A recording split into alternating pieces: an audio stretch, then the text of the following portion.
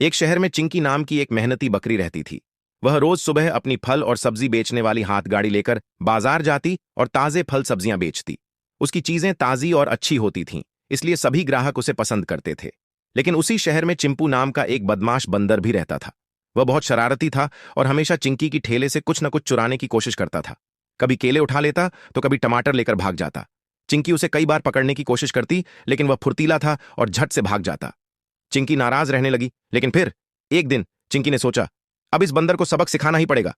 उसने एक टोकरा टमाटर के ऊपर मिर्च पाउडर छिड़क दिया और ठेले पर रख दिया। जैसे ही चिंपू आया, उसने बिना देखे एक टमाटर उठाया और मुंह में डाल लिया। आग! आग! चिंपू चिल्लाने लगा और इधर उधर भागने लगा। उसकी आंखों से आंसू निकल आए। आसपास के लोग हंसने लगे। कुछ देर बाद चिंपू शर्मिंदा होकर वापस आया और बोला, मुझे माफ कर दो चिंकी, अब मैं कभी चोरी नहीं करूंगा, बल्कि मैं तुम्हारी मदद किया करूंगा।